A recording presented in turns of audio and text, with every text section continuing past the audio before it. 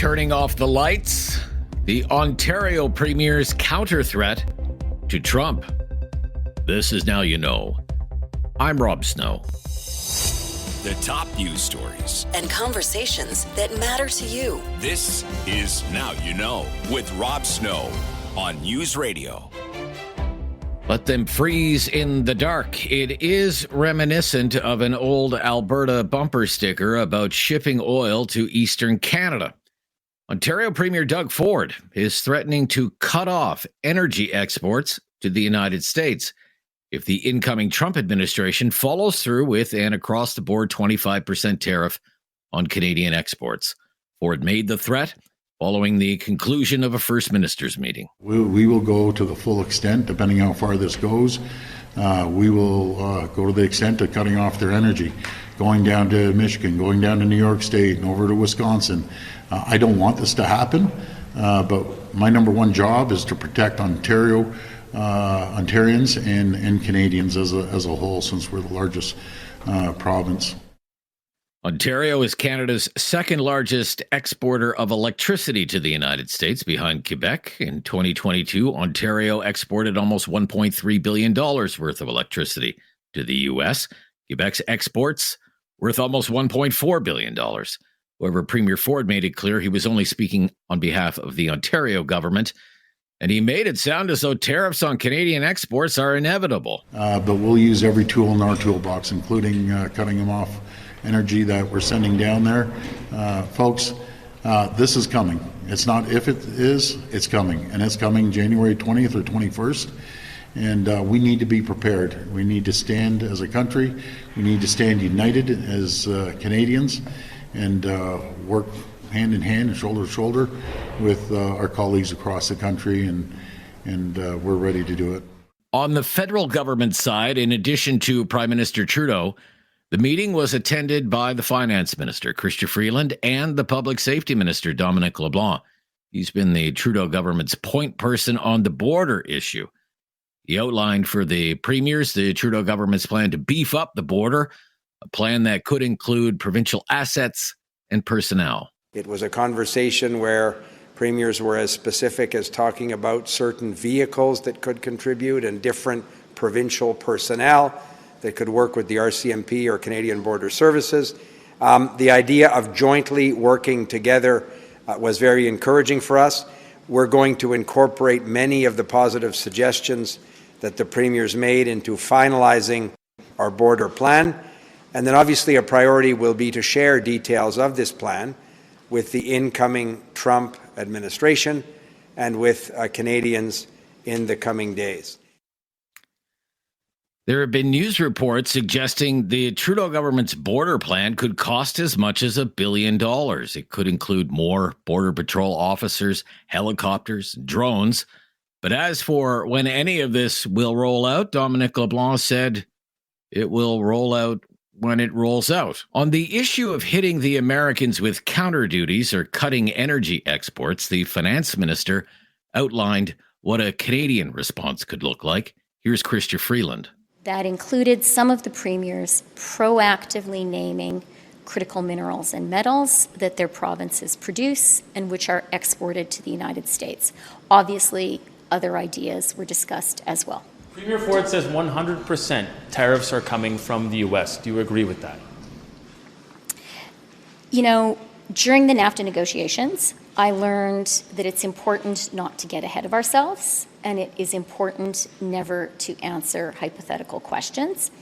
I think we also learned that Canada needs to hope for the best and prepare for the worst. Last year, two-way trade between Canada and the United States was valued at almost $1 trillion, with Canadian exports to the United States valued at about $480 billion.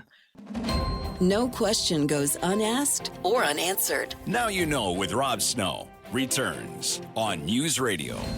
With our friend on the right side of things, Michael Taube, syndicated columnist and speechwriter for former Prime Minister Stephen Harper, with us every week.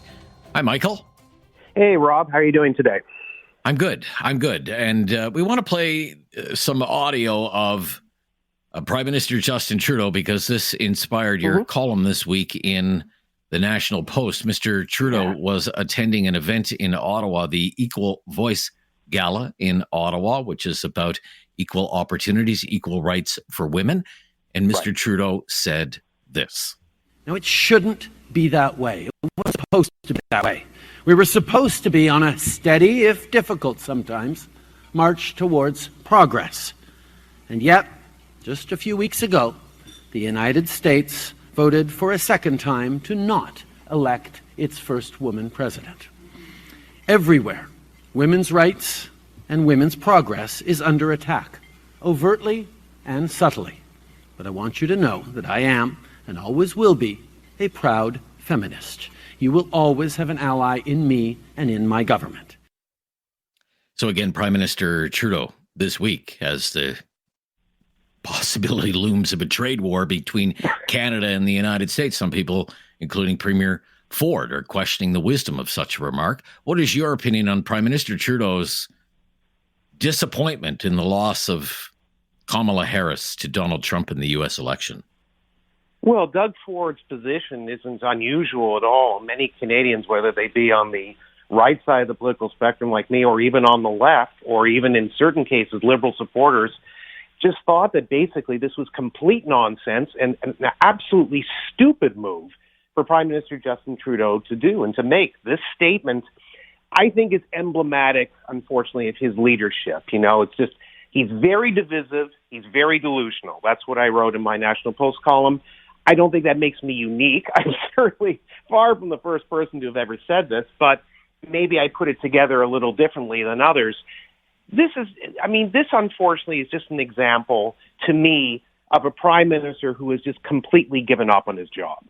He's not operating as a prime minister right now. He really is not. And I know that sounds provocative, but when you sort of look back, as I went through in the column, we don't have to go through it point by point, and you look at certain issues such as, statements where he doesn't think of deficits, or as I used the NAFTA renegotiation, where his main issue was not about global trade, but was looking at women's, gender rights and Indigenous rights as being the main topics of discussion, which really don't have very much to do with the puzzle.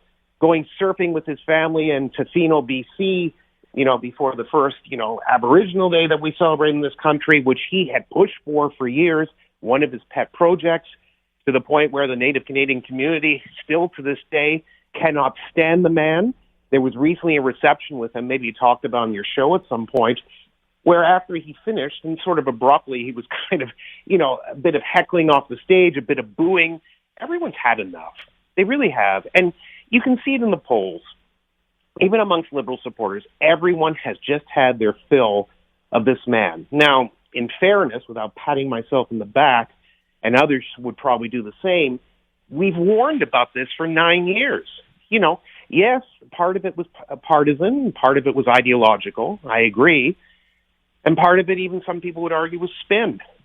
But at the same time, it's been quite clear that Justin Trudeau was never ready for this job. He never should have entered politics. He never should have assumed this role. He was not his father. And his father, Pierre Trudeau, had plenty of issues. I certainly wouldn't have voted for him if I'd had the opportunity, but he was different. He was brighter, he was more capable, he was strategic, et cetera, But here we have basically Justin Trudeau coming out and attacking on various themes, and very, very quickly, none of it that he said is accurate. When has he been a feminist as of late? I mean, he has basically had squabbles with female cabinet ministers, like Jody Wilson-Raybould and Jane Philpott. Elbowgate. I mean, with Ruth Helen Brousseau, yes. Craziness. Now, the other part of it is to come out. Well, it was also pointed out, if I could just jump in there, Mike, just jump in there, sorry. It's kind of rich coming from the Liberal Prime Minister of Canada that the only major party in the House of Commons that has not had a woman lead the party is the Liberal Party of Canada. Which I point out. And the only prime minister we've ever had in this country, Kim Campbell, was not elected. She was she was elected by delegates at a party convention. Yeah. She lost the 93 federal election. But the other thing that should be quickly mentioned, I know we're tight for time with everything, the end result is, when you look at the U.S. presidential election, if people really think that the vote against Kamala Harris, which was just slightly over half of American voters, was because she was a woman, it had nothing to do with that. As I wrote in my column, she was a lousy political choice, which many Republicans in the U.S. agree with, and even some Democrats are now sort of acknowledging quietly was the case as well. She was a poor candidate. It had nothing to do with her gender. It was just simply that for all the faults that Donald Trump has, and we could spend several shows going through them, Sure. He was a better candidate than her, and that's all it was. It had nothing to do with him being a man and her being a woman. She was a lousy candidate. Get over it, leftists. Get over it, Justin Trudeau. Get over it, everybody. All right. Good luck. Good luck with that. Okay. Yeah. But it is interesting because there was this First Minister's meeting yesterday, and then Premier Ford, he is kind of the spokesperson for the premiers now because he's heading, it's his turn to head the Council of the Federation, the group of premiers of the provinces and the territories. So he speaks on behalf of all the premiers. He was asked about this remark, given the backdrop of the threat of tariffs. This is what Premier Ford had to say. About his comments about Americans not electing Kamala Harris and how that was evidence of women's rights being under attack. Do you think those comments are helpful? They aren't helpful at all, and yes, it was brought up in the, I'm not going to say who said what, but it was brought up a couple times in our meeting. It's not helpful at all. Donald Trump was elected democratically. If you like him or you don't like him, that's not our issue. We elect Canadians, and it was not helpful whatsoever. And I'm sure Prime Minister got the message loud and clear. Okay, that's interesting. And then just one more thing I would add here to this particular part of our conversation. I mean, there's a major story in the Globe and Mail today about the future of Chrystia Freeland as the Minister of Finance. A more loyal soldier to the Justin Trudeau Liberal Party you will not find than Chrystia Freeland. And yet it's being reported again today that they're trying to recruit, is the word in the story, Mark Carney, and that the only job Mark Carney would ever take, if he were to, say, come in even before he was elected an MP, he could be made a cabinet minister. It's rare, but it happens, would be Minister of Finance. So, come on. Come on. That's Bob Fife's story in the Globe and Mail. And no, you know what? It's probably accurate. I'm sure there have been some problems behind the scenes. A lot of this had to do, apparently, with the GST holiday, which she was, reportedly frustrated with. And who can blame her? Most Canadians are not in favor of it, as I wrote in a recent Post column. And, the Leger National Post poll directly showed that 70% of Canadians that they interviewed for that study basically said they just thought it was a political ploy and not to help the country in any aspect. They know it. They understand it. But in terms of Freeland, her best move, Rob, is actually to get dumped, because then at least she can wipe some of this dirt away from her shoulders, clean herself up, and if she's ever going to become leader of this party one day, which is not an impossibility, at least she'll have a semi-break. But the problem is she's been linked with him for too long. She's been, the pseudo-prime minister for a long time, or the de facto prime minister, the minister of everything. It's going to be hard for her to wipe it off, but if she can have a significant break with him, it's probably to her political advantage. Interesting. Okay, we'll be right back with Michael Taube, syndicated columnist, speechwriter for former Prime Minister Stephen Harper. This is Now You Know on News Radio.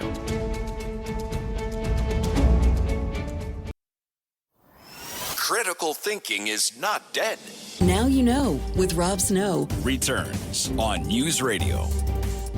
Back with syndicated columnist Michael Taube. He's with us every week. Let's listen to a little more of Ontario Premier Doug Ford threatening to cut energy exports from Ontario to the United States. A little bit more of that, David. But we'll use every tool in our toolbox, including cutting them off energy that we're sending down there. Folks, this is coming. It's not if it is, it's coming. And it's coming January 20th or 21st. And we need to be prepared. We need to stand as a country. We need to stand united as Canadians and work hand in hand and shoulder to shoulder with our colleagues across the country, and we're ready to do it. When you're giving right now, why is that? Well, we know it's coming, and hopefully it's not going to come as hard as we think. But if he comes out and he mentions that he's going to tariff everything, that's a big problem. That's a big problem for Canadians. It's going to be a big problem for Americans as well. Okay. All right. I think that's good. All right. So we talked actually last week about Doug Ford, how he's emerged as kind of a leader on this file, this tariff file. What do you think of his performance so far? Is he the captain of this Team Canada, maybe? Well, I mean, certainly he's one of the leaders of it. I mean, he and Danielle Smith have made the most appearances in the United States on Fox News or Fox Business. Ford, I think, has been on Fox News at least a couple times recently.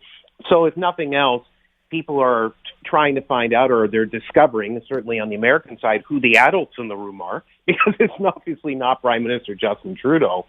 Now, in terms of Ford's approach, certainly a lot better than what Justin Trudeau did to basically, bring out the various memes and teasing that U.S. President-elect Donald Trump has been doing ever since, Governor Justin Trudeau, the 51st state being Canada, et cetera, et cetera. So Ford's approach is at least to come up with a strategy of tit-for-tat. Well, if you do this, we'll do that in Ontario with energy, and I understand that. The problem is that you can also poke the bear a bit too hard on things like that. Whether people like it or not, Canada is not in a position to overpower the United States. We're a middle power. We've always been a middle power. We're not a world beater. We're never going to be. Yes, the 25% tariffs will hurt the economies of both countries. There's no question of that. It'll hurt Canada and it'll hurt the United States for a time, no matter how long it lasts. The problem is that to do something like that, I mean, you open the door. Certainly one thing right off the top of my head is that Trump can then just say, well, fine, 25% tariffs, you do this, I'll double them. I'll make them 50 or 35, 40. It doesn't make a difference. He can keep playing this game for quite a while. Again, we don't want to just sit down, lay on the ground and give in to every demand the United States has. No one's suggesting that. And at least, if nothing else, Ford is using a bargaining chip. So to state that if you do this, we'll do that, it at least gives, if nothing else, Donald Trump some time to think about it. Doug Ford has directly said that if the president-elect has any time, he'd be willing to go to Florida and speak with him for a few minutes. I'm sure the other premiers would do the same thing. I think that would actually be helpful to some degree, because maybe, as I said, the adults in the room can actually figure things out with Donald Trump. Or, as I said in my National Post column that we talked off the top, maybe Justin Trudeau should do what he should have done all these years as Prime Minister and not drop the ball when it came to illegal immigration and illegal drugs like fentanyl coming across the border, which are the two main concerns that Trump has and why he issued the tariff warning in the first place. Now you know with Rob Snow continues on News Radio, the Newsday panel. And the gang is all here for today's Newsday panel. Ashton Arsenault, partner at Crestview Strategy. Welcome back. How you doing, good to hear Rob? from you. I'm good. Thanks for joining us today. And Susan Smith, principal at Blue Sky Strategy Group. Hello, Sue. Hi, Rob. 13 days till Christmas. That's it. Thanks for the reminder. Counting down. I know. Is it getting here close. Yet? It's hard to keep track of without Canada Post. I'm not getting any Christmas cards, of course. Uh-oh. Yeah. So maybe a conversation for another day. I want to talk about what is going on in political Ottawa and the intrigue. Let me read you from today's big political story in the Globe and Mail. Quote, Prime Minister Justin Trudeau has made another attempt to recruit former central banker Mark Carney at a time when tensions with Finance Minister Chrystia Freeland have risen over increased spending on political strategies, three sources say. And then a little further down, it says, although Mr. Carney was not specifically offered the finance portfolio, two of the sources said the Prime Minister and his inner circle believe it would be the only job he would accept should he decide to join the government. Mr. Carney is considered a potential successor to Mr. Trudeau. So, what's going on here? Is Chrystia Freeland out on her way out as the Minister of Finance. What do you think, Ashton? Yeah, so, for whatever reason, and it's super toxic, whenever PMO and finance are at loggerheads, somebody decides to leak something to the Globe and Mail, which essentially undercuts Chrystia Freeland. If I were her, I wouldn't exactly be feeling the love at this point in time. And so, look, obviously the fall economic statement is on Monday. Let's see how that plays out. Let's see how bad the deficit is. But we've discussed this before. This government is desperately overdue for a cabinet shuffle, and it's probably going to be a big one. And I think it's entirely possible Freeland gets shuffled out to head back to, for example, Foreign Affairs, to reassume her position as chief negotiator with the United States. Time will tell on that one. As for Mr. Carney, it being the holiday season and all, the ghost of Christmas past is back. Carney's hiding in your stocking. He sees you when you're sleeping. He knows when you're awake. He's everywhere at all times. If I were to give him advice, I would say don't go anywhere near this government and its sinking ship. Run, don't walk. Okay, all right, that's interesting. What do you think is going on here? Is Chrystia Freeland on her way out as Canada's Minister of Finance? Sue, what do you think? Well, Kreskin, the mind reader, passed away yesterday, so I will not claim to have the powers that man did. But I think Ashton's right, actually. There is a big shuffle coming. We've talked about this many times about the line matching. I always liken it to kind of, being the home team in hockey.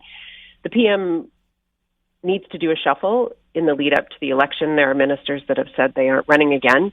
We have Trump and trade dominating the agenda, and Minister Freeland was the one who led the charge in terms of the USMCA or CUSMA deal renegotiation. So it could make a whole big bunch of sense to put her back in a lead role in that department, and then she could focus on that and leverage all of the relationships that she has built in the past. She comes with a really, really significant Rolodex and some serious cred in that department. So that makes a whole lot of sense.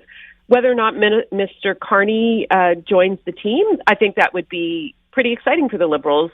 He comes, former governor of the Bank of Canada, former governor of the Bank of England.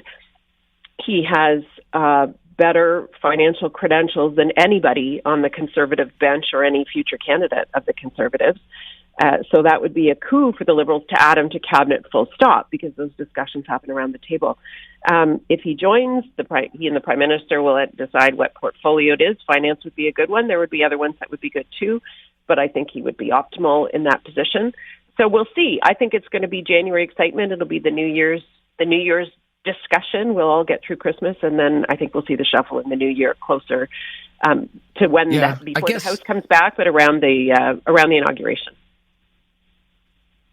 I guess I would wonder what would be the motivation for Mark Carney to want to become a cabinet minister at all, Susan. Like, what would be his motivation to join a government that is this unpopular and maybe has a short shelf life? What would you say to that?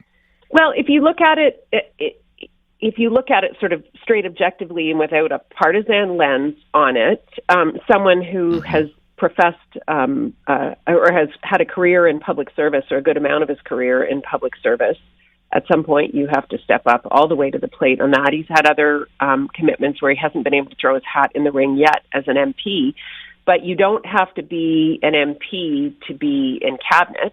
There's precedent in that. If everybody will remember when Pierre Pettigrew and Stéphane Dion were named by Prime Minister Chrétien after the 95 referendum, when the country, was facing some really important times. I would argue that facing down 25% tariffs in a 4-year Trump regime means that the country is facing very important times. And the Prime Minister, I think that would be an interesting injection of energy into the government going into the election. Okay. So for Mark, it's, you have to step up at some point and say you're going to do what you're going to do. Not the easiest time, but hard things are hard. So you have to do hard things if that's what you want to lead. Okay. Well, let's follow through on this, because there's going to have to be a cabinet shuffle. There'll probably be one late in January sometime, you would think. If Chrystia Freeland does go to Foreign Affairs, We have a foreign affairs minister right now. I was just reading about her in the New York Times. Melanie Joly. What would happen to her then, Ashton? What do you think would happen to her? Yeah, that's a really good question. With any sort of due process at all, it would be a demotion. I think the performance has been pretty lackluster. I'm not the only individual saying that. And I'll just jump back to Carney briefly. Yes, Susan's right. There's absolutely precedence for this. It's definitely unusual, but there's precedence, and there's no any sort of illegality or any sort of dirty tricks involved with it. But I'm with you, Rob. I don't understand what Mr. Carney is getting out of this. Essentially, they're asking this poor fella to show up to an office building which is completely engulfed in flames with a children's water gun to put out the fire. I'm not going to question his credentials. He's obviously exceedingly capable, but I have no idea what he is getting out of it, other than, perhaps he has identified that Canada's fiscal situation is in dire straits, and maybe he is the only one right now that can do something about it. So here's the difference between liberals and conservatives: is some people are called to public service. Okay, you can jump in. So we'll have to stop here. We'll have to stop here. You can jump in when we come back. Jump in when we come back. We have to stop here. We'll have to stop here, or we'll be way over time. It's our Newsday panel. I'm Rob Snow. This is Now You Know. It's News Radio. Now You Know with Rob Snow continues on News Radio. Again, it's our Newsday panel with Ashton Arsenault, partner at Crestview Strategy, and Susan Smith, principal at Blue Sky Strategy Group. Sorry to cut you off there, Sue. I know you wanted to get in there with another word on Mark Carney. Go ahead. It's just an observation. I like to take some of the cynicism out of politics, that everybody's doing it because there's something in it for them. And I think there are people who are public servants and have careers as public servants, and I think we shouldn't be quick to dismiss that, right? And people do step up because they believe they can do something for their country. And I think in the case of Mr. Carney, if and when he stepped into another role in public service, it would be that. And he's continued to have a career of doing that, whether it's for the UN or other things. So that was my only comment on that. Okay. Well, let me follow up and let's talk about the aftermath of the First Minister's meeting yesterday, this Team Canada approach to the Trump tariff threat. What did you think, Sue, of Doug Ford's threat to cut off energy exports I loved to the it. United States? I loved it. I thought it was awesome, and I bet there are a lot of people cheering for Doug Ford there. I think it's actually a good approach. Ontario has something the U.S. wants and needs, which is electricity and power. It might have been an eye-opening statement to some folks in the Trump administration about what comes from Ontario. It's not just goods and services. It's also the things that allow you to plug in your phones and plug in your cars and run your computers and run your businesses at a reasonable rate. So I think that was really good. I also think it provides, it's a bit of the good cop, bad cop approach, and it allows Mr. Ford to come forward kind of with an Ontario chin, and then allow the Prime Minister and other negotiators to smooth things over in the background. So I like it. I think it's, Ford can play this role exceptionally well. Ontario is a powerhouse and has, actually no pun intended, excellent and broad trading relationships with many U.S. states. So I think it's a very effective approach. Okay, effective approach. She loved it. What about you, Ashton? What did you think of that? Wouldn't you know it? Me and Susan have found common ground again. So what I think Premier Ford is doing here is in many ways reading the room correctly. So, President-elect Trump finds and exploits weakness very well. And I think it's fair to say he respects strength and counterpunching, which is exactly that. The counterpunching narrative out of the Prime Minister has been a little bit absent throughout the ongoing saga. So somebody is standing up and saying, well, if they're going to punch, we'll punch back. And I'm going to have to assume that President Trump will respect this more than, let's say, the Prime Minister giving a speech lamenting that Americans can't get their act together enough to elect a female president, which happened this week, by the way. So, look, there's going to be a lot more back and forth on this between now and January 20th and beyond. And I think at the end of the day, everyone on both sides is hoping that common pathways and concessions can be found to avoid this mess. What's on the table really isn't all that good for either economy. But at the end of the day, for me, this is schoolyard politics 101. You don't make a bully go away by constantly turning over your lunch money. You fight back. Okay. Within the last half hour or so, Alberta Premier Danielle Smith was asked about this threat from Doug Ford to cut off energy exports to the United States. Obviously, the most valuable export from Canada to the United States is oil from Alberta. So here's what Danielle Smith had to say. Go ahead. Well, let me be clear from the Alberta perspective. Under no circumstances will Alberta agree to cut off oil and gas exports.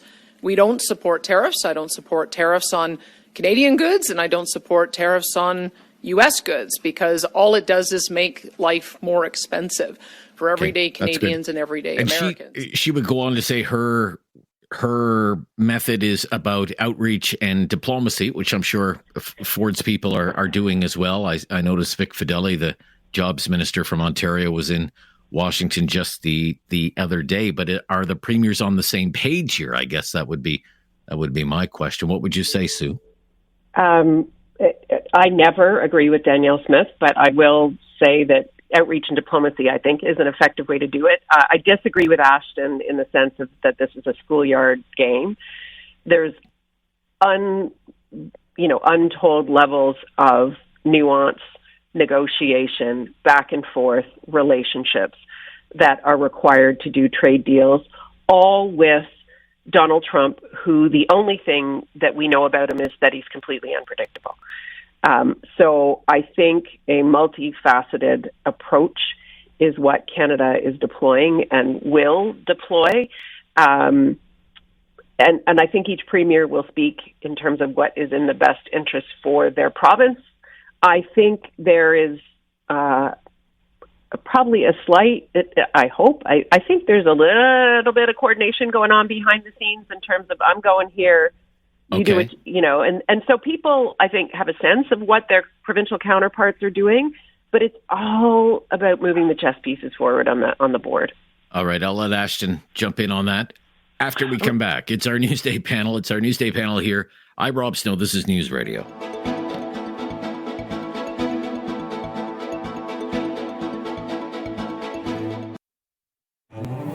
There is no question Rob won't get answered. Now you know with Rob Snow continues on News Radio. Again, it's our Newsday panel. Ashton Arsenault is partner at Crestview Strategy. Susan Smith, principal at Blue Sky Strategy Group. What do you make of this development now? Doug Ford is threatening to cut off energy exports to the United States if Trump follows through with tariffs. Danielle Smith, no way would I cut off energy exports to the United States. What do you think about the differences there, Ashton? Yeah, I think every province has its own unique situation. Each province has its own sort of bundle of issues and considerations with respect to their trading relationship with the United States. And as well, each province has its own series of levers it can pull when under threat. Like, obviously Prince Edward Island is not going to threaten to turn off energy to the United States. Maybe they're going to have a potato conversation. So I think, there's a lot of different things happening in the background. And similar to what Susan said, I desperately hope that there is some coordination happening behind the scenes.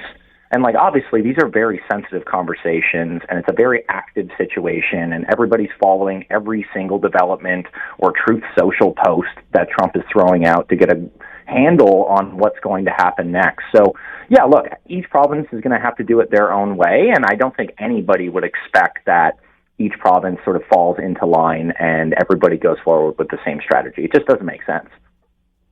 Okay, we only have a couple of minutes left here. Ultimately, Sorry, the tariffs will hit the Canadian economy, though, and ultimately it's a trade deal that Canada has with the U.S. But I do think our premiers are sophisticated enough to work together with the government to make sure that the moves that Canada takes, that the provinces take, are in the best interests of their citizens and the citizens of the country. Okay, there's a new study out. I would need a quick comment from you. It's from Trevor Toome out of the University of Calgary and Jennifer Winter from the University of Calgary, saying that the carbon taxes had, quote, a small impact on the rate of inflation over the past 5 years. And the policy was responsible for just a small fraction of the surge in consumer prices. So the Liberals will be out touting this, saying, see, Pierre Poilievre's wrong. The carbon tax is not causing inflation or higher costs, but doesn't move the needle on an issue like the carbon tax, or is public opinion already baked in? Quick comment on that, Ashton, please, very quick. Yeah, the Liberals are going to see this and say, ha, told you so. Problem is Canadians won't care, and in about 12 months' time, at the latest, the carbon tax will be no more. It's toast. Bring on the carbon tax election. Okay.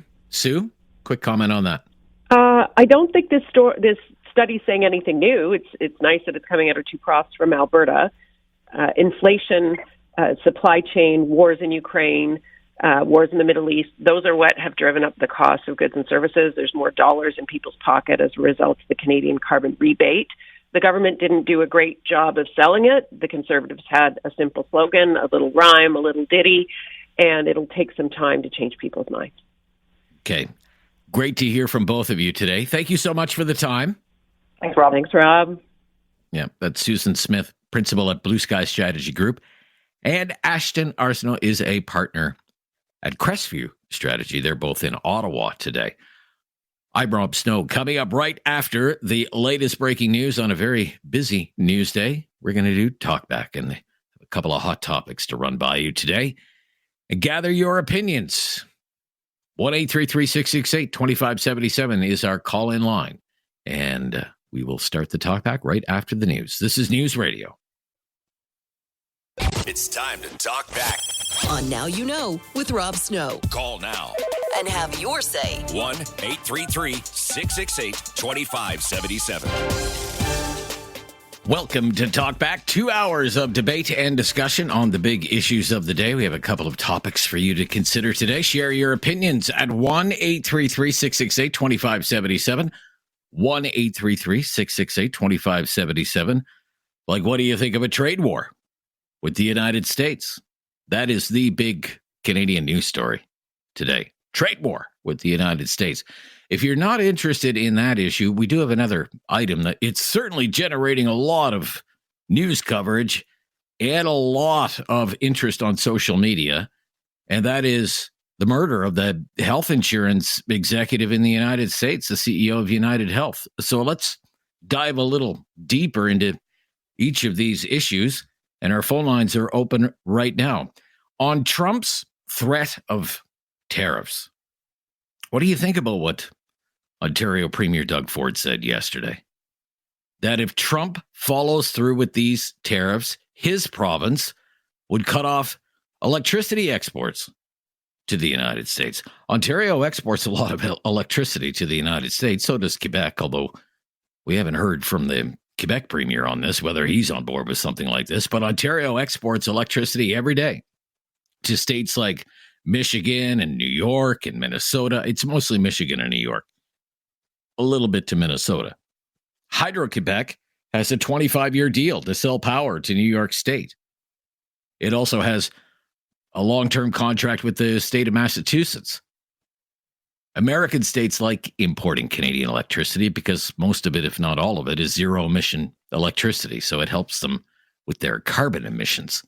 But we have heard it from Premier Ford. We have to get ready. He almost sounded yesterday to me like these tariffs, they're coming whether we like them or not, and we need to fight back. And we need to hit them where it hurts. And in the case of Ontario, I guess one of the tools in the toolbox, according to Premier Ford, would be electricity exports. What do you think about this idea? Bigger picture. Because the Premier said all the provinces were all coming up with our own lists, going tit for tat with the biggest economy in the world in a trade war. It's this idea, well, if Trump wants to hurt our economy, we just can't roll over and take it. We just can't let Trump hurt our businesses and our workers and our economy. And we have to do whatever we can to make the Americans feel some pain too. It goes both ways. What do you think of that? Good idea? Bad idea? Do you have a better idea? Is it wise? Is this what Canada should be doing? I really don't know the answer. I'm really interested in knowing what you think. Engaging in what amounts to a trade war with the United States. Again, 1-833-668-2577, 1-833-668-2577. Now, on this other topic, Brian Thompson was the CEO of United Healthcare, largest insurance company in the United States. And by now, I'm sure you've all seen the video. He is shot by a gunman outside a Manhattan hotel. The accused, 26-year-old Luigi Mangione. Now, I mean, a murder happening in New York City's not news. There have been more than 350 murders in New York City so far this year. That's actually a good year. There was a time back in the 80s when there used to be more than 2,000 murders a year in New York City. But, of course, this particular murder, I mean, it's made international news. Lots of people talking about it, social media going crazy about it. And it's not so much because of the crime itself, a murder in New York, but rather because of the alleged perpetrator of the crime and the victim of the crime. The victim, the CEO of the largest health insurance company in America. The accused, a handsome young man from a wealthy family with an Ivy League education. And some people on social media are trying to make a hero out of this guy, claiming that what he did was some kind of righteous act. I don't believe that. But there was a look-alike contest held. Contestants dressed in hoodies wearing masks. The winner got $50. Others are holding fundraisers for his legal defense. The jacket he's seen wearing in the video from the hostel where he was hiding out has become a bestseller. It's flying off the shelves, they say. And there are wanted posters going up around New York City, pictures of other healthcare executives and other top brass on Wall Street. And the police are concerned there could be copycats. But it would seem that in some circles of our society, people think this guy's a hero. He is accused of stalking a man, ambushing him, shooting him, and killing him, and leaving his teenage sons without a father. And yet, because the victim was a CEO, a greedy CEO, and the U.S. health insurance industry is evil that denies people legitimate claims and leaves them suffering in financial ruin, they're trying to justify it. Cold-blooded murder. So we are hoping with your help today to better understand what is going on here. What is going on here? Help us understand. Offer your opinion. How does this person get turned into a hero? What do you think about that? The accused murderer is the hero? The victim deserved it? What's going on here? What do you think about this accused murderer being turned into a hero? Share your thoughts. Share your opinions. We're looking forward to hearing what you think. Have something on your mind you want everyone to know? Call now. Hello. 1-833-668-2577. It's Talkback on Now You Know with Rob Snow. Again, a couple of topics in the mix today. Trade war with the United States. What do you think of provinces like the province of Ontario threatening to cut energy supplies to the United States, or the federal government considering retaliatory tariffs if Trump imposes tariffs on Canadian exports? And the 26-year-old man accused of murdering a health insurance executive in the United States is being hailed as a hero by some people on social media. Why is that happening? And what do you think about it? 1-833-668-2577. Adam in Halifax. Thanks for calling. Adam, what's your opinion on either of these issues today? Hey, Rob. How you doing? I'm good. Thank you. What's your opinion, please?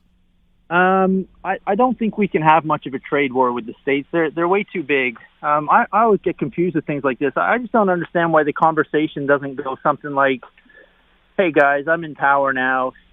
Let's try and button up the borders here and stop the drugs and the illegal immigrants together. It's better for both of us.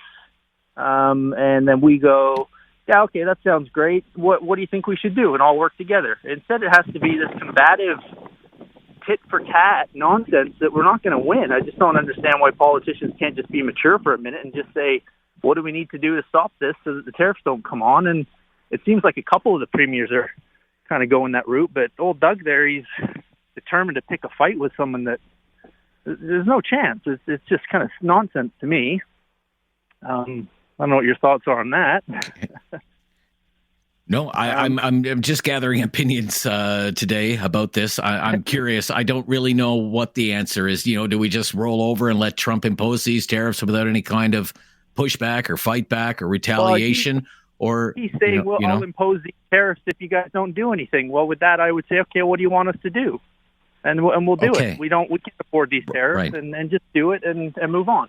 As far as the murder in the States, that's what it is. I think it's just awful that half of the population down there seem to be rejoicing over this. I've seen some interviews in the last couple of days that just make me sick, and I hear people saying that they're joyful about it. They have no empathy for the guy, and it blows me away that's even a thing, that this guy was a father, a husband, a son, I don't care what he did. Like, shooting someone in the back of the head in cold blood is just unacceptable on every single level. And anybody that thinks that that's okay, no matter what the guy did, your brain's not right. And I don't. Yeah, it's pretty crazy to me too. On that we agree. On that we agree, Adam. Yeah, I thank you, sir, for your call. You've got us off to a good start. Rick in Dartmouth. Hi, Rick. What's your opinion on these topics today, Rick? Go ahead.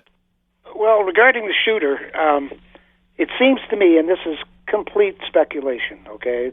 It's just a feeling that I have that we're going to discover that either him or someone in his family has been refused health care, all right? And if he, for instance, he just didn't seem to try to get away. He seemed to be a person of means. He could have gone to another country. He could have took the border over to Mexico. But he didn't. He kept all the evidence and everything.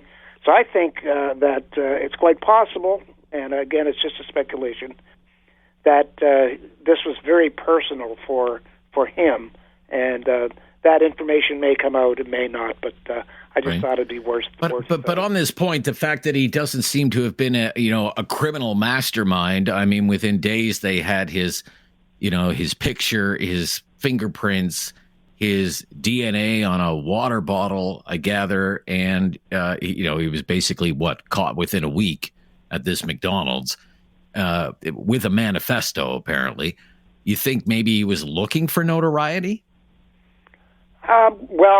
Look, there's easier ways to get notoriety than go to jail for the rest of your life or be executed. So I'm not sure about execution in New York State, but nevertheless. No, they don't have capital punishment in New York State. No. Yeah, so they did, but they don't. Yeah. So anyway, it's just a feeling that I had that it's possible, and we'll see. As far as the tariffs are concerned, I completely agree with your last caller. To me, the thing about tariffs has been the media treatment of it here in Canada. I mean, I listen to our regular show here in Nova Scotia, and it almost starts off every hour, whether it's the open hour or not. And it's very simple. Trump is a player. He's a negotiator. He knows what to do, and it's very simple. That all we had to do is what the last guy said. Hey, okay, what do you want us to do to the border? Just tell us. We'll do it. You want drones? You want whatever you want. And there's no sense getting into a trade war that helps no one. And if Trump put 25% tariffs on all Canadian goods, to be my last part, then that would increase the prices that Americans have to pay for Canadian goods. I don't think that's a great idea. Yeah, but they voted for him. I'm sure they know that. They voted for him anyway, knowing that he said it at every rally that he went to. His favorite word in the dictionary is the word tariff. Okay, thank you, Rick, in Dartmouth. We'll stop here. Have something on your mind you want everyone to know? Call now. Hello. 1-833-668-2577. It's Talkback on Now You Know with Rob Snow. A trade war with the United States. What do you think about provinces like Ontario threatening to cut energy supplies to the United States, or retaliatory tariffs in response to the Trump threat? And the man accused of murder in the shooting death of the health insurance CEO in the United States being called a hero by some people on social media. What's going on there?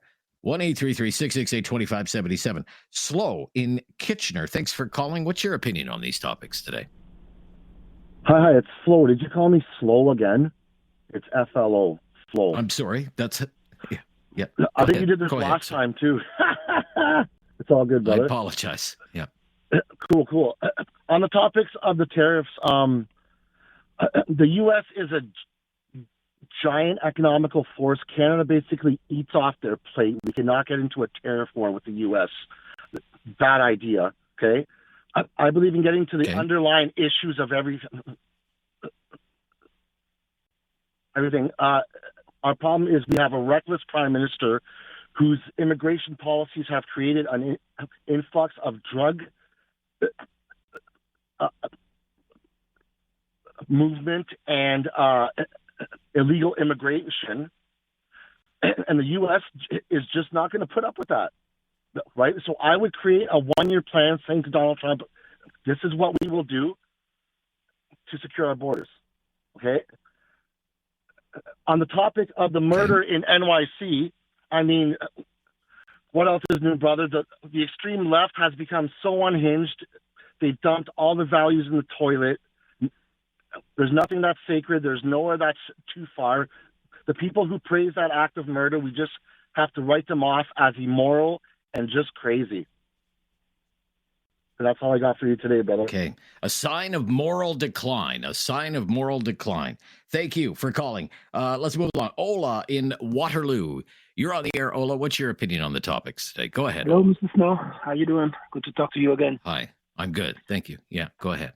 Yeah, so about a trade war, yes, I think we should, have some plans of how we can counter it, right? But my bigger discussion or my bigger point is that we should not be in this position, ordinarily. So this is my view.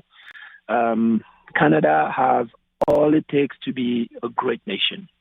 Why we, for some reason, choose to retain and, just hold ourselves back, I do not know. But I think the decision makers needs, to do everything that this country needs to push and to be greater. We have every reason to be greater than America. And yeah, they got 400 million people, we got 40 million. But these days with technology, we know that is really not an issue. We've got twice the land mass. We've got twice the mineral resources. And instead of us, making the best use of all the resources, we've got great, brilliant minds. Technology is available for everyone to procure. These are all the things, 5 things that makes a nation great. Yes. We have it all. We are not using it. If I could just interrupt, we have all of these things. I agree with you, Ola. We have all of these things. The thing is, most of it, when we exploit all of these great things that we have, we sell it to the United States. Because that's the big market and it's right next door. So what do we do under this threat? So that's the thing. United States is not the only one. Yes, we can sell to them, but the world is big enough. There are so many. So I tell you this, one of the reasons most people don't know it's not because of the arms or the number that America has. One of the big things that makes America what it is because America feeds a quarter of the whole world. They produce enough, they export it. What's stopping us from doing that? We can do business with the rest of the world and then just add America to it. My point is, we need to be strategic and start to make this country great, right? Every time America sneezes, we catch cold. It should not be.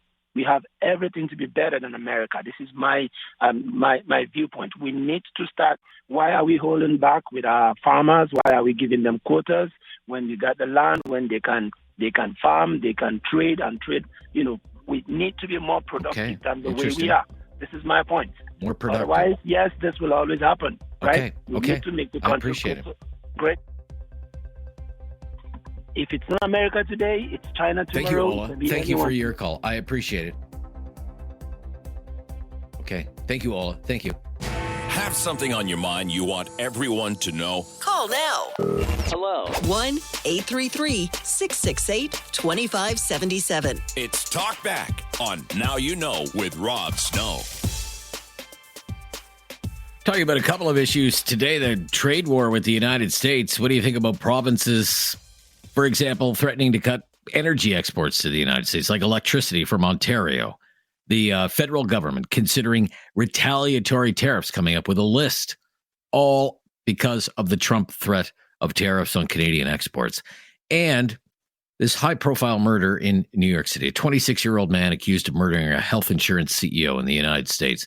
That man is being hailed as a hero by some people on social media. Accused gunman, hero.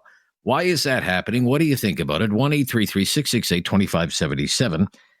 To Patrick in Calgary. Thanks for calling, Patrick. What's your opinion on the topics today? Go ahead. The trade war, I think, when it comes to Trump, best predictor of future behavior is past behavior. And we know his history. It's always about bluster and make the threat, hold all the cards, and you get what you want. But I think standing up to him and having, I know a trade war is not good for anyone, and he knows it too, but the whole goal is if you threaten it, you'll get what you want.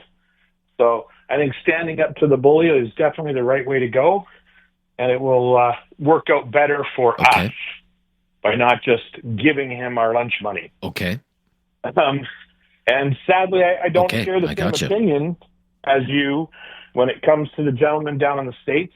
I think it's very sad what he did, but I can see how in the United States, unlike Canada, there has been a long, long history of the very rich getting away with horrible, horrible things because of the justice system just doesn't work.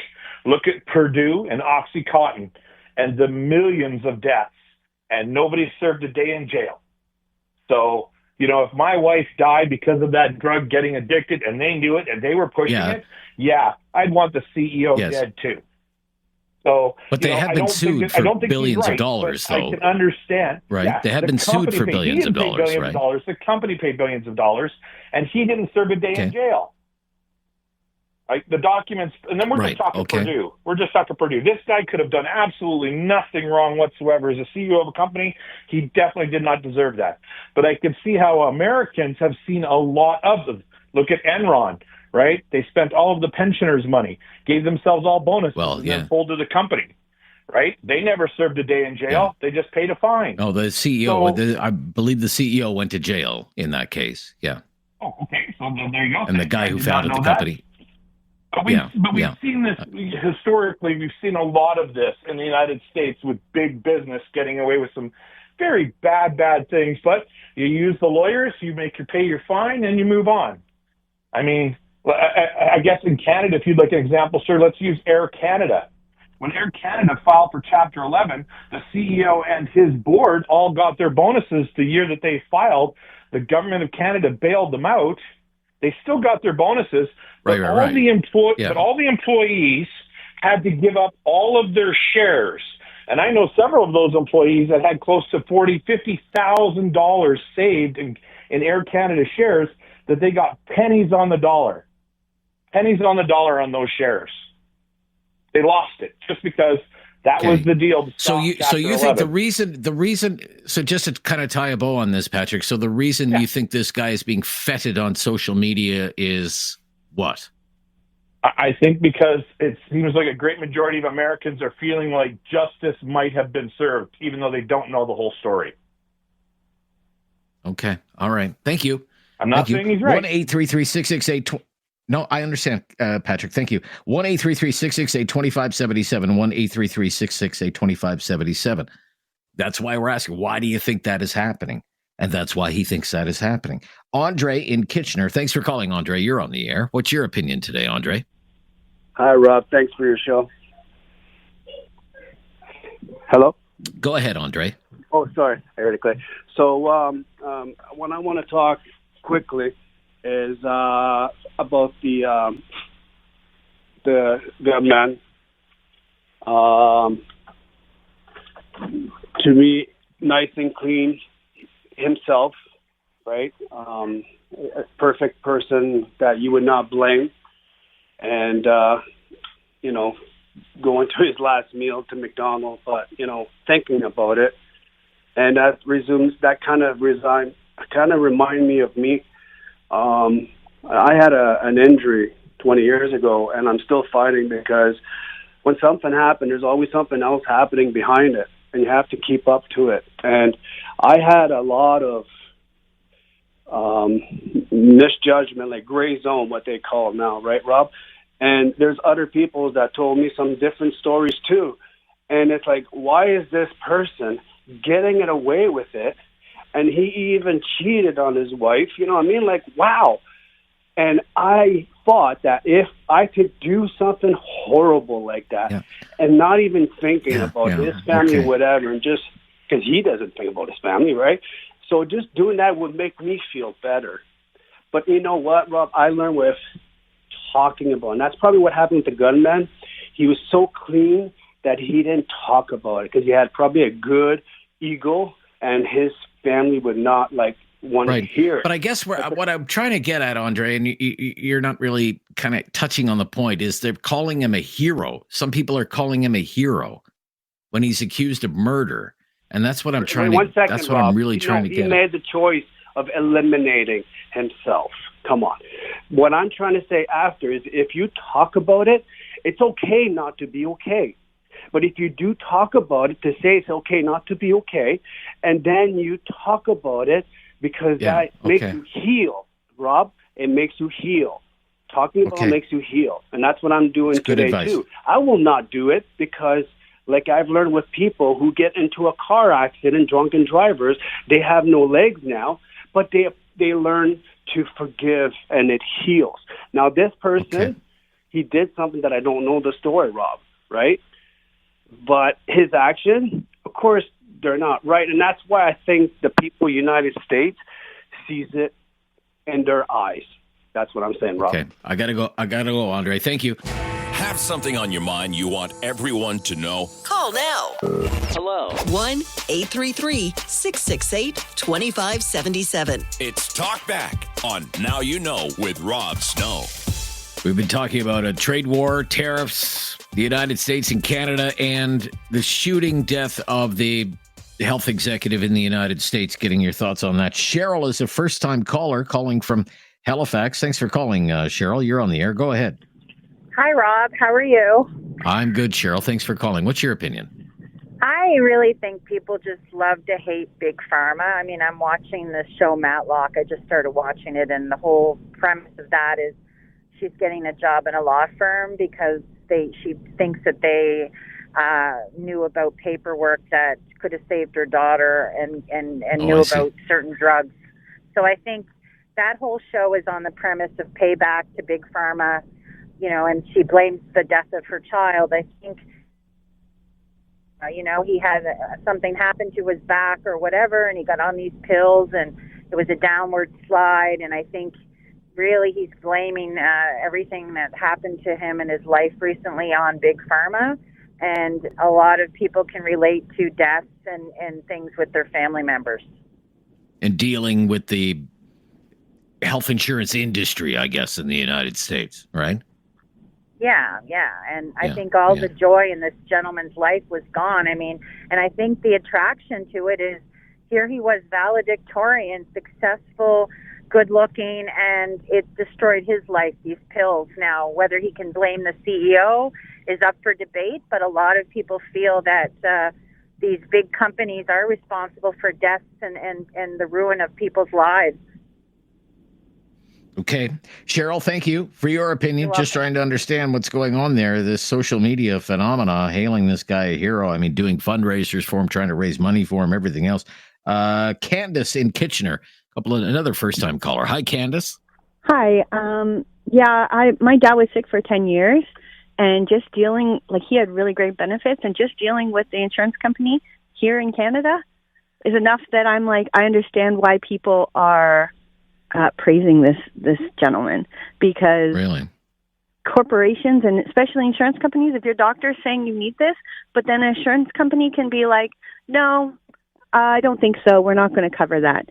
Right. And then so many people are suffering, and especially in the United States where they don't have the healthcare system we do, and everything is just a cost. And these CEOs have, millions of dollars they're making, and they're letting things pass that are affecting people's lives greatly. So I understand how people are rallying. But that's not a justification for cold-blooded murder. That's right. It's not a justification for cold-blooded murder. Yeah. Right. How they're just like so frustrated with the system, and the corporations are protected under the law. They're their own entity, so you can't put a corporation in jail, right? And then just another one's going to come up. So how are these insurance companies, going to understand that they can't continue to operate this way? Right. If people don't stand up and so, I mean, do you have sympathy for this guy? You don't have sympathy for this guy. He shot a man in the back. No, I would have shot him in the face. Oh, come on. Really? Right? Yeah. Like, I understand it. I understand the I don't know all the circumstances, but I understand the great frustration in dealing with an insurance company, especially if you're ill or the person that you love the most is sick. Yeah, but you can't use it as a justification for murder. I'm not saying it's justified. I understand, though, why people are rallying behind him. You understand it. Okay. I would have been in his I just wanted to get some clarification on that. Okay. Right? I understand. It's so Okay. Thank you, no Candace. problem. Thank you. All right. Bye-bye. Let's go to Jim in Nova Scotia. Jim, you're on the air, Jim. Hi there. Share your opinions on the topics today, Jim. Wow, Rob, I'm not sure how I follow that one. That's quite shocking to me for a Canadian to say that. But I'm going to talk about the assassin first, and I think he had a couple of questions. One of the questions is, should he be a hero? Well, he absolutely should not be a hero. No, I'm not saying should he be a hero. I'm saying why is he being hailed as a hero? Yeah, of course, that's it. And the thing is, this is one of the only issues in the United States where polarization doesn't come into it in terms of the political aspects. But people, obviously, from what we're learning through this, is that their healthcare system does not work for the people. The money goes in and the care doesn't come out. It's basically a healthcare business. And I think to tie back to the tariff thing, I think America is on the edge of a very, very big abyss. And that abyss, when Trump starts to round up and deport people, and everybody knows somebody in the United States where the healthcare system hasn't worked for them. Everybody's going to know somebody that's going to be deported who they love or care for, who is a colleague and so on. And this is going to be a massive abyss for that United States. And I can't even think of what's going to happen on that when he gets to that part of the platform. As far as the tariffs go, I agree. And this is one of the things I love about your show. That caller from Calgary, he could have been sitting in my truck here and we'd have had the same conversation. I agree entirely with that gentleman. You have to be tough. Canada played tough last time. And actually, I was in Cape Cod when that free trade deal was signed, bought a copy of the Globe and Mail, and on like the 9th page, there was an article. And this is verbatim. I literally read the article in the Boston Globe. How did this Crystal Freeland beat the pants off our negotiators, right? And, I mean, I think she's past her best before date now, unfortunately, or whatever. Just the fact of politics. Stay tuned on that, because it sounds like there's going to be a cabinet shuffle, and she could be going back to foreign affairs, maybe to deal with this. Quite interesting, but what the article, basically the essence of the article was Canada was focused on just a very few things in that free trade agreement, but the things that they won were the most important ones, which were the dispute resolution mechanisms. And that's what Canada held out. I don't know if you remember that. You probably do, Rob, because you've been around and you pay attention to those things. But Canada held out, and Trump needed that deal signed. And finally, they capitulated. But in terms of the dispute resolution pieces, Canada won all the strengthful arguments in that. Now, Trump may have surrounded himself with smarter people this time. We don't know. But you have to play tough. I'm a maritime boy. Okay, totally, I got to wrap it up there because I love Rob Ford. I love Rob Ford. Doug Ford. Yeah. Okay, thank you. Okay. Do you like Doug Ford playing tough with the Americans? Okay. Be right back. Have something on your mind you want everyone to know? Call now. Hello. 1-833-668-2577. It's Talkback on Now You Know with Rob Snow. Get our phone lines are jammed today on our topics of potential trade war with the United States. This high-profile murder case in the U.S. in New York City that's playing out now. If you don't get on the air in this hour, please hang on the line. We do have another entire hour, the second hour of Talkback coming up right after the news. But let's go to Sharon in Alberta. Sharon, thanks for calling. What's your opinion on our topics today, Sharon? Hi, Bob. Yes, I would just like to make a quick comment about the trade wars. I think the Canadian politicians, well, Trudeau and Ford and whoever else, I think they're being very immature. Oh, really? Okay. Well, President-elect Trump, as far as I understand, is that he has asked for Canada to do something about the illegal border crossing and the drugs and that sort of thing crossing the borders into the United Drug States. trafficking, and and illegal immigrants. So to me, that's quite reasonable. And I think the government of Canada should grow up and deal with this situation. And yes, some of the callers have said, okay, let's work with the United States, because both of us working together, then we could probably do something really, really good to stop all of this drug trafficking and so forth. But if we just want to fight our neighbor, to me, that's immature. So that's my take on it. And regarding the assassination of this CEO of healthcare, you know what?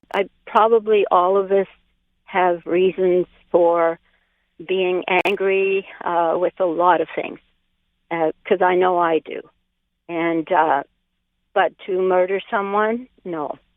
Murder is murder, and you can't justify it away. Yes, people have reasons, but that does not justify it. So no, this guy is definitely not a hero. To me, he's a coward and he's weak. And people that praise people for doing that, well, I feel the same way about them.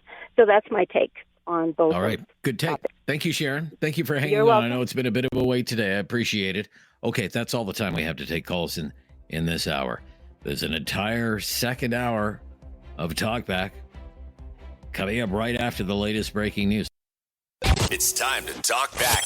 On Now You Know with Rob Snow. Call now. And have your say. 1-833-668-2577. Welcome to hour number 2 of Talkback. We've been talking about a couple of issues today. First of all, a trade war with the United States. What do you think of provinces like Ontario threatening to cut energy supplies to the United States? And the federal government is considering retaliatory tariffs if Trump follows through and imposes tariffs on Canadian exports to the United States. So Doug Ford said if Trump follows through with those tariffs, Ontario would stop exporting electricity to the United States. Ontario exports a lot of electricity to states like New York State, Michigan, and Minnesota. Now, at a news conference, David has some audio. At a news conference today, the Alberta Premier was asked about this. Danielle Smith, what do you think about Doug Ford and his move to cut energy supplies to the United States, his threat to cut energy supplies to the United States? She said, no way would Alberta do that and cut, say, oil and gas exports to the United States. We have that. Roll the tape there, David. Well, let me be clear from the Alberta perspective. Under no circumstances will Alberta agree to cut off oil and gas exports. We don't support tariffs. I don't support tariffs on Canadian goods, and I don't support tariffs on U.S. goods, because all it does is make life more expensive for everyday Canadians and everyday Americans. So instead, we're taking a diplomatic approach, and we're meeting with our allies in the U.S. We're making the case for Alberta oil and gas to be part of the solution to energy affordability, to energy security, and to, generally speaking, North American defense security as well. And of course, we'll work with our counterparts in Montana in a shared border arrangement so that we can improve public safety, crack down on illegal migrants and illegal drug trafficking. And that's part of the reason why we're announcing this today. Yeah, that was the announcement today. And here's our border plan. Trump wants us to secure the border. Here's our plan. We're going to have Alberta sheriffs crack down on drug smuggling and gun trafficking and other illegal activities. We're going to have 51 officers out there with rifles, and we're going to have support staff and dispatchers and drug patrol dogs, and we're going to have surveillance drones, and we're going to have narcotics analyzers. All of this stuff is like a $20 million plus plan from the Alberta government. So that's one topic that is in play for us today. And the other is this high profile crime case that is playing out in the international media right now. You have this 26-year-old guy accused of gunning down a health insurance CEO in the United States by the name of Brian Thompson. This gunman is now being hailed as a hero by some people in social media circles, raising money for him, memes made about him, selling T-shirts in support of him. What is going on here? Why is that happening? What do you think about it? 1-833-668-2577. Let's go to Jeff, is in Cambridge, Ontario today. Hi, Jeff. How are you doing? I'm good, Jeff. Thanks. Go ahead. I'll do the second topic. Sure. Robin Cook wrote a book a couple of years back called Viral, and he highlights on what's going on in the States, privatizing hospitals and the insurance companies getting in on the fast money deals. And at the end, book-wise, it wasn't his best, but it sticks with you for a long time. And you could just about start off what's going on now as with the end of his book, because there is a shooting at the end of his book, and it basically highlights what goes on in the book is what is going on now in real life. Okay. So you would say what? We shouldn't be surprised? After reading that book, I didn't really know what was going on, insurance and, the drug companies, what they're doing. Now it's different matter. Murders, I would never. Of course. Murder is one thing. You don't go that far. But right. I can kind of understand being upset after reading that book. You could understand why people would express maybe sympathy for this individual? Yeah. Okay. But don't go to murder. No, of course not. Yeah. Okay. Thank you. Did you want to weigh in on the trade stuff or just that topic? Trade stuff, Rob is kind of like, he's getting back. I don't want to say it, but I'm going to say it, being like his brother. Like, Doug was fine until he got on TV. And then he kind of went, he was almost like being a clown. Please don't be a clown on TV. Okay. You think Doug Ford is being a clown with this stuff? Threatening to cut off electricity exports and stuff? Yeah, I got it backwards, didn't I? Rob and Doug. That's okay. Yeah. Sorry. That's okay. I get them confused all the time. Don't worry about it. They're similar in a way. Yeah. Well, yeah, they're brothers. Okay. Thank you. Yeah. I appreciate your call, sir. I appreciate it and your input today. Tom is also in Cambridge, Ontario. Go ahead, Tom. Hi there. Okay. Well, I've got to sort of echo the previous caller just there, that his sentiments, like, way to go, Doug Ford. Let's just tell the Americans what you're willing to do.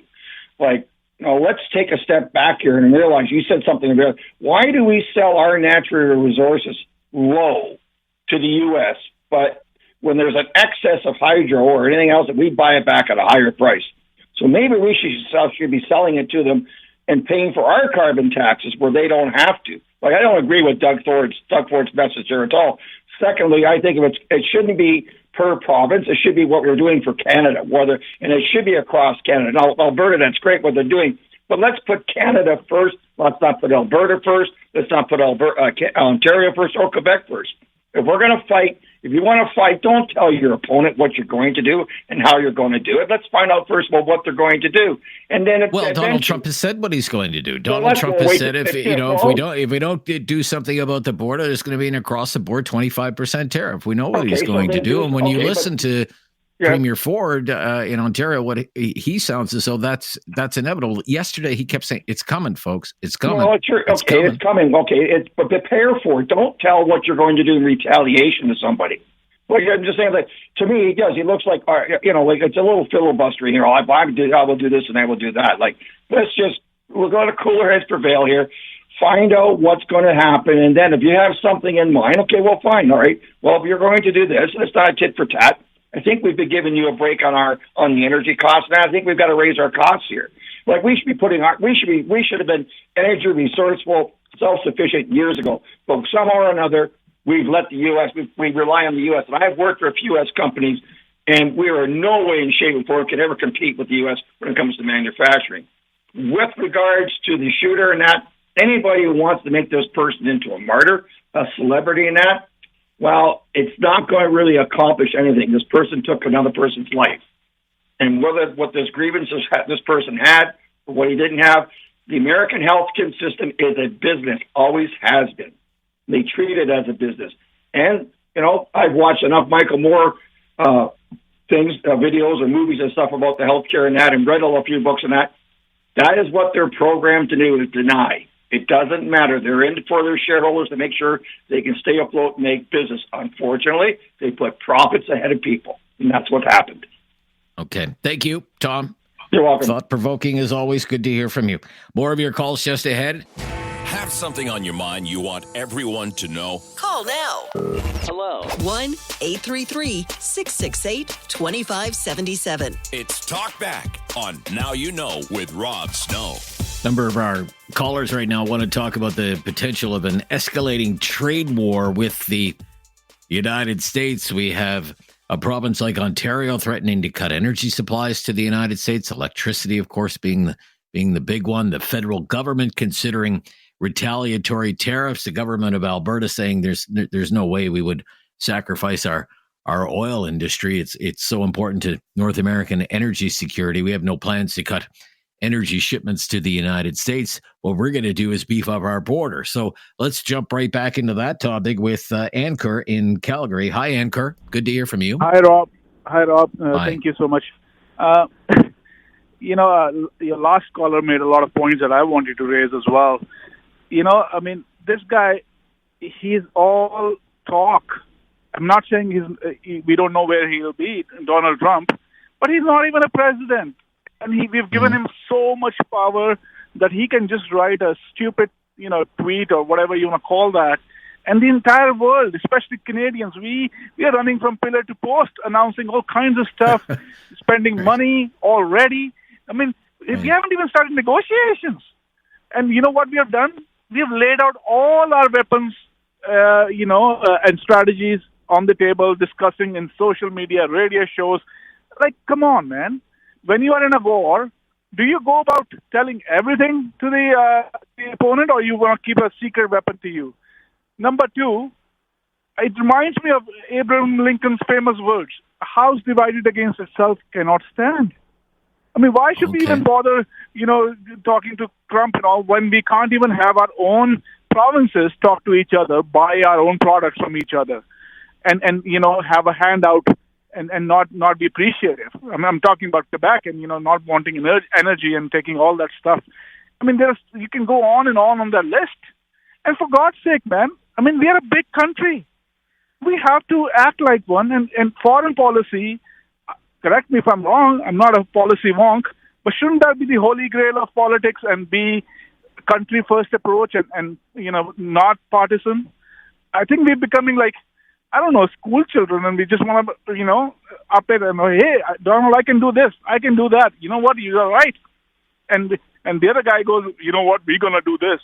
It's stupid. Have negotiations. Let policy be policy. Exactly boring. Okay. And they have back. Let's go. Okay, that's interesting. Yeah, I like that. Let's go back to being boring. Okay. I like that strategy. Wouldn't make for great talk radio, of course, Ankur. Okay, I'm going to move along because I have to get to some other calls here. Lawrence on the line in Calgary. Lawrence wants to talk about this high-profile crime story in the United States. Lawrence. Hi. Hi, Lawrence. Yeah, I just want to weigh in on this real quick. My thoughts are kind of like, I don't condone murder. I don't really like murder. But that CEO, look at the refusal rates of his company. What he was doing was mass murder for profit. He's above the law. No, there's no kind of compassion will get through to him.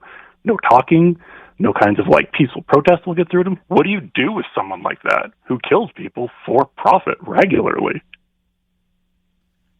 Well, that's a heck of a way to put it. I mean, but I'm not wrong. The refusal rate from that company was 32%. Could you imagine anytime you needed health care, 1/3 of the time, there's like, no. Like, if you read those discussions, the guy who said it was like, the left mostly being in favor of this guy, no, this is the most unified I've ever seen the left and right in America in a long time. All those forums are full of people being upset, like, my dad got diagnosed with stage 2 cancer. And, this guy just decided he doesn't need treatment. And then my dad died. Like, that's what this company does. So what do you do about someone like that?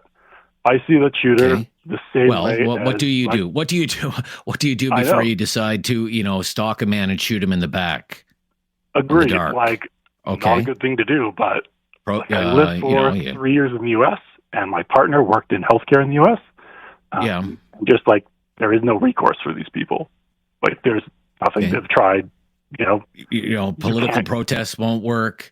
Lobbying politicians won't work. Electing a new government won't work. Changing laws won't work. None of this stuff will work. Tried that for so long, and we're still at a point where profits are above people's lives. Right. So then where does it go from here then? Well, right? If something like this could be justified, who is next on the list? Oh, I agree. Right? Like, this is what has people. Are we on the at the top of some slippery slope here? What's going on? They're putting up wanted posters all over New York City. Yeah, and that's a scary thing.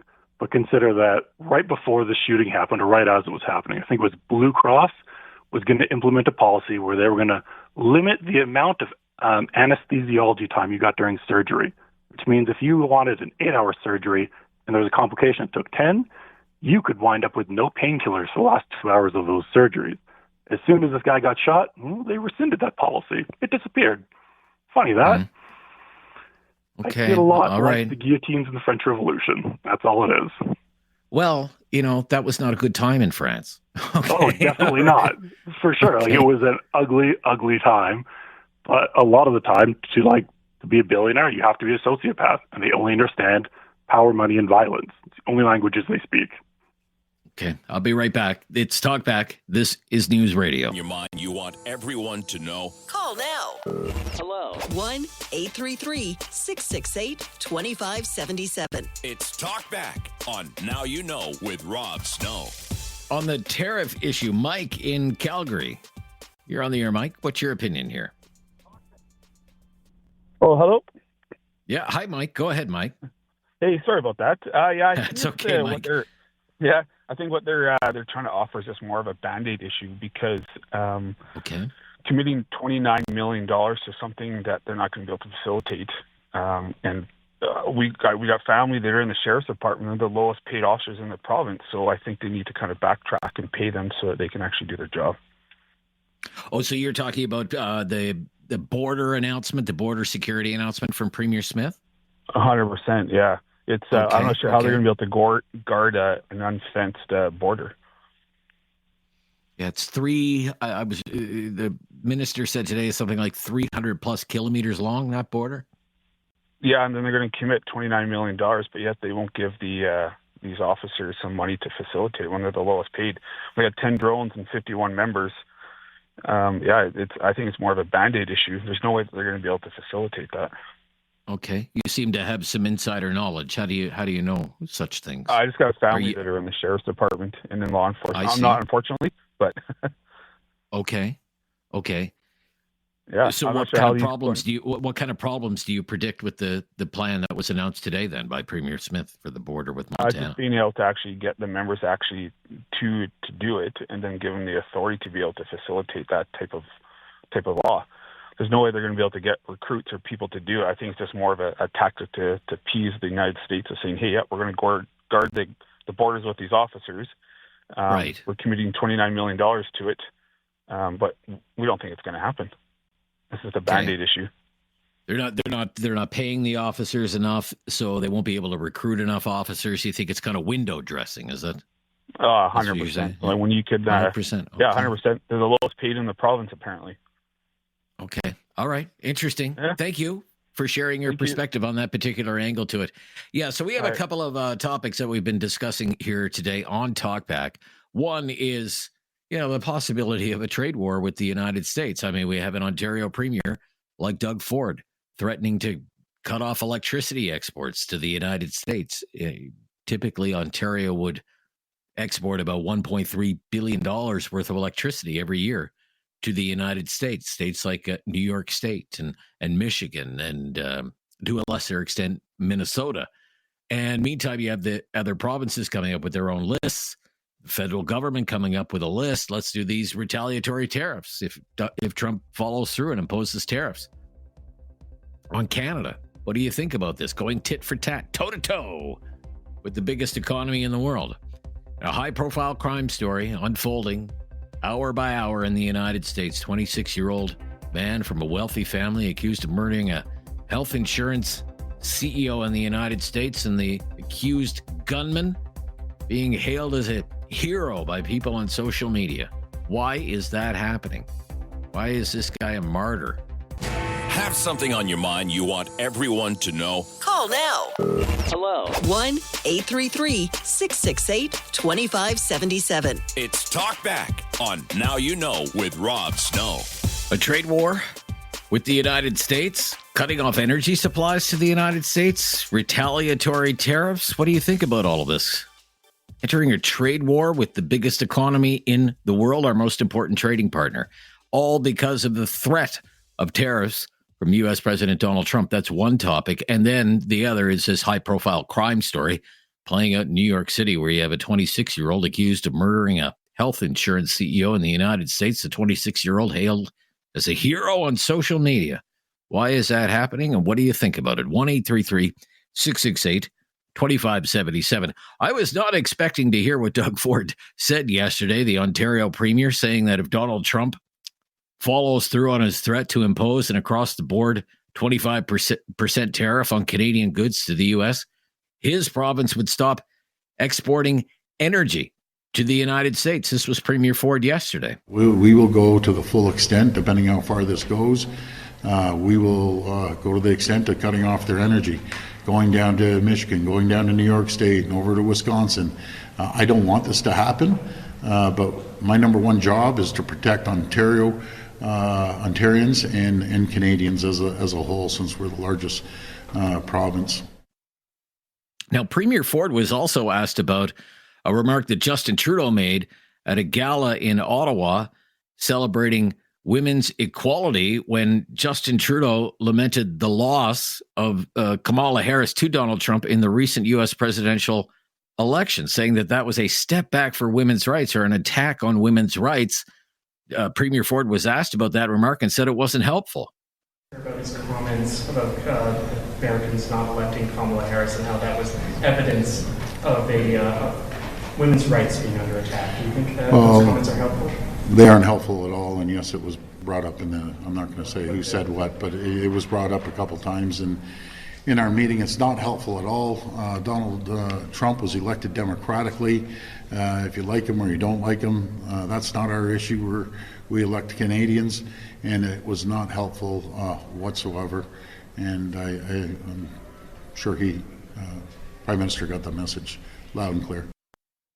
And in fact, on Fox News today, there was a headline scrolling across the bottom of the screen that said, Canadian PM Trudeau implies Americans are sexist.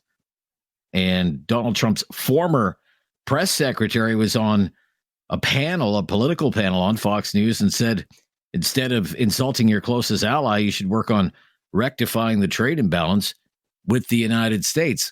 Then you had the Alberta premier, Danielle Smith, and what she thinks about all of this, just given the value of the oil and gas exports from Alberta to the United States. I mean, that's the biggest of all big ticket items, not just for Alberta, but for all of Canada. And this is what Premier Smith said about that today. Well, let me be clear from the Alberta perspective. Under no circumstances will Alberta agree to cut off oil and gas exports. We don't support tariffs. I don't support tariffs on Canadian goods, and I don't support tariffs on U.S. goods, because all it does is make life more expensive for everyday Canadians and everyday Americans. So instead, we're taking a diplomatic approach, and we're meeting with our allies in the U.S. We're making the case for Alberta Oil and Gas to be part of the solution to energy affordability, to energy security, and to, generally speaking, North American defense security as well. And of course, we'll work with our counterparts in Montana in a shared border arrangement so that we can improve public safety, crack down on illegal migrants and illegal drug trafficking. And that's part of the reason why we're announcing this today. And then she went on to outline some of the measures that Alberta will take to better secure the border with Montana. Let's go to Dan in Alberta. You're caught up to date on that. Dan. Hi, Dan. Hey, how you doing, Rob? I'm good, Dan. Thanks. I think we should make her the border czar for the whole country. Okay. Hey, right. On top of, I think a couple of your callers have broached this already. They've said that we got to stop falling into the trap of just jumping the gun and responding with other, kind of crazy responses. Because in the reality of it all, if you look at the book, that is the history book, we're about 1 or 2 steps away from being the next Ukraine. If nobody sees that other than me, well, I don't know. That's just my opinion, Rob. And really, you mean this idea that we're the 51st state when he says that, and Trudeau's the governor of the 51st state. He's not joking. Let's admit it. We are the existing. We have existed as the 51st state, and we will continue to do so until it's over. It's simple. Don't fight it. Don't fight it. If you can't beat it, join it. Okay? That's my opinion. Right. Honestly, that's your opinion. That's your opinion. I don't want to be American. They will come and get it. He made a statement in one of his speeches during the election about British Columbia having a little bit of water, and if they want it, they'll come and turn up the tap. Really, people, anybody with intelligence out there, tell me I'm not crazy. We're the next Ukraine. Come on, look at it. Oh my gosh. Okay. All right. I hope not. Thank you for your call. I just wonder how wise is it really to get into some kind of big trade war with the largest economy in the world and our most important trading partner. We export $500 billion worth of stuff to the United States every year. And then, that's what one side of me thinks. And then the other side of me thinks, well, what are we supposed to do? Because Doug Ford made it sound yesterday like these tariffs are coming. He kept saying it's coming. January 20th or 21st is coming, and he's serious. I will give him credit. I mean, he sounds more urgent than the people in the Trudeau government. They asked Dominic LeBlanc, who I guess is supposed to be our version of the border czar these days, and he was asked by the press gallery, "Hey, when are we going to see this plan for the border? When's it going to roll out?" And his answer was, "It will roll out when it rolls out." Oh, okay. It'll roll out when it rolls out. Okay. Man, oh man, oh man. But Doug Ford is raising the alarm here. Chrystia Freeland, who might not even be the finance minister in the new year, all she said yesterday was, hope for the best and prepare for the worst. Prepare for the worst. Prepare for the worst. That is hardly reassuring. We'll be right back. Have something on your mind you want everyone to know? Call now. Hello. 1-833-668-2577. It's Talkback on Now You Know with Rob Snow. Back to the phones on tariffs. Cynthia in Calgary. Hi, Cynthia. Hey, Rob. Yeah, hi, Cynthia. Go ahead. Hi, thank you. I just wanted say a couple of comments. One, I love it'll roll out when it rolls out. It sounds like the budget will balance itself. Like it's the same sort of philosophy. Not surprising to hear from the PMO. I guess my thought is I think that unfortunately when you have Doug Ford commenting and then Danielle Smith commenting, which I'm from Calgary, so I totally support what Danielle Smith said today. But I think it makes us look weak because we're coming out independently. Like this province is saying this and this province is saying this. Like I think we need to calm down, right? We don't know what's going to happen. I mean, Trump has suggested that this whole, through his whole campaign, he's talking about it like it's not foreign to us that he's talking about tariffs, but we don't know. So I have this philosophy: is wait to worry. Like just wait. Let's see what he has to say. Let's see what we can talk about. But I think coming at him fragmented, like individually through each province, makes us look really weak as a country, and I don't think that's a good position to play. Yeah, I don't know if I'm kind of thinking, is Doug Ford gone rogue here? Because when it comes to energy, he has to know that, well, Danielle Smith is not going to do that. $122 billion worth of exports to the United States in oil and gas in 1 year from Alberta. Like, she's not going to go for that. And then in Quebec, Quebec is where I live, is Canada's largest exporter of electricity of all the Canadian provinces. We've got this cash cow, Hydro-Quebec, that is selling like billions of dollars worth of electricity all across the eastern seaboard, New England, New York State. I mean, I can't see the premier of Quebec saying, yeah, do you think I'm going to turn that off? I need those billions of dollars. Right? Exactly. So, yeah. It doesn't make any sense to me. I mean, Doug doesn't get to speak on behalf of Alberta. And one of the things that one of the other callers said that I really, really appreciated was we don't do a good job even taking care of each other, right? Like Quebec and Ontario have always had this thing about Alberta oil, right? We're the bad, the bad seed, the redheaded stepchild, right? Yeah. Like we don't. They won't even use our oil in Canada. Like Canadians to Canadians, we don't support each other, but we're going to fight off exporting. That doesn't even make any sense. I just think it makes us look like a bunch of bumbling idiots. Bumbling idiots. But don't worry until we have something to worry about. That's your message. Wait to worry. Wait to worry. Wait to worry. Yeah. Okay, I like that. Yeah. Okay. All right, that's good advice, not just here. That's probably good advice for life, too. Thank you, Cynthia. Okay, wait to worry. Well, let me worry a little bit more, because I don't think it helps matters. And, as we said, the premier's told Mr. Trudeau as much yesterday. It does not help matters that Mr. Trudeau goes to a women's rights event in Ottawa and whines and complains about the defeat of Kamala Harris in the U.S. election. So he can look like, again, this great feminist hero for the domestic political audience. Not helpful is what Premier Ford said, and he said he wasn't the only premier who told him that. And then Elon Musk tweeted about it and called Justin Trudeau an insufferable tool. An insufferable tool. And I've always thought it's much more of a biting insult to be called a tool rather than a fool, an insufferable tool. And Elon Musk has Donald Trump's ear, right? He's been called the first buddy. Like, I get that it's not helpful. Donald Trump keeps calling Trudeau the governor of the 51st state, but with Trump, you expect that kind of stuff. And Trudeau has made it part of his stock and trade to run against Trump, paint anyone who's not him as MAGA. He does that for domestic consumption. All of it, not helpful right now. Not helpful. Damara in Calgary. Damara, thanks for calling. You're on the air. Go ahead. Hi, Rob. I just called to talk about the tariff situation. Yeah, oh goodness. I honestly, I'm cringing every single time I hear someone talk about it from our government, at least, aside from Danielle Smith, honestly. Okay. I think she's got it together.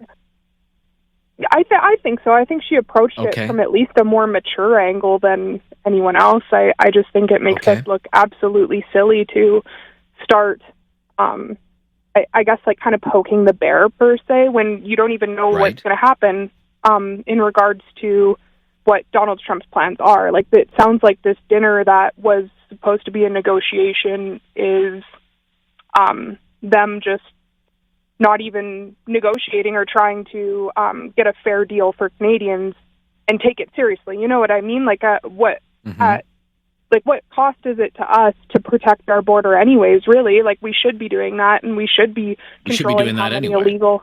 100%. So what? Yeah. So why the fuss about it? I mean, yes, I understand that it's not free money. Us taxpayers are going to pay for it. But theoretically speaking, if we protect the borders, then we're not spending more taxpayers' dollars once these illegal migrants come into our country, and then we have to essentially police them here and deal with them, which also costs money. You know what I mean? Like, it just seems like a preventative thing that really, truthfully, isn't that big of a deal, considering if we get tariffs on a lot of our goods, then it's going to cost Canadians a lot in their livelihoods, truthfully. Like, it'll cripple our economy tenfold. Okay. Thank you, Damara. Great points all around. We'll be right back, and we will close off this Thursday edition of Talkback. 1-833-668-2577. I'm Rob Snow, and this is News Radio. Have something on your mind you want everyone to know? Call now. Hello. 1-833-668-2577. It's Talkback on Now You Know with Rob Snow. On the tariff situation, I guess I can appreciate this sort of nationalist sentiment, if you will, that is emerging from some of the callers, that if the Americans are going to attack our economy and attack our businesses and attack our workers, then we have to stand up to the bully and we have to fight back. I also appreciate the opinion of most of the callers today who thought all of this was unwise, especially mixed messages from premiers. One premier threatening to cut off energy and the other saying absolutely not. And there's no way we're going to come out ahead in any kind of trade war with the United States, an economy 10 times our size. When we talked about this whole thing with Professor Ian Lee from Carleton University the other day, I thought he raised a good point, that his advice to the current government, not that they would ever listen to him, is that Canada should go to the Americans and say, we're open to negotiating a new CUSMA or NAFTA right now. We'll put everything on the table. All the stuff that you've been moaning and complaining about for years, if not decades, it is all on the table. It's all up for negotiation. You want a border plan? Here's our border plan. January 20th, it's President Trump. President Trump, here's our border plan. You want us to open protected agricultural industries? We're open to that. Maybe we can open up dairy and eggs and poultry and get some competition into that sector. Might not just be good for American farmers, might be good for Canadian farmers too.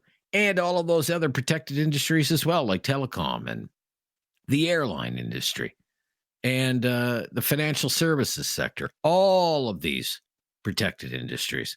I mean, that's one idea that's out there. You have a better one? I don't know how far we're going to get just by simply cutting off electricity exports to the United States from one Canadian province. I mean, it wouldn't do Ontario any good. That's $1.3 billion a year coming into the Ontario economy from electricity exports. Danielle Smith, there she is, greeting all kinds of governors in the United States, talking about North American energy security and how important Alberta can be as a reliable, affordable energy partner with the United States. Danielle Smith saying, we're not turning the tap off to the United States. Imagine the impact that would have on not just the Alberta economy, but the entire Canadian economy. Can you even imagine $122 billion worth of oil? We're just going to turn off the tap. Another $9 billion worth of natural gas.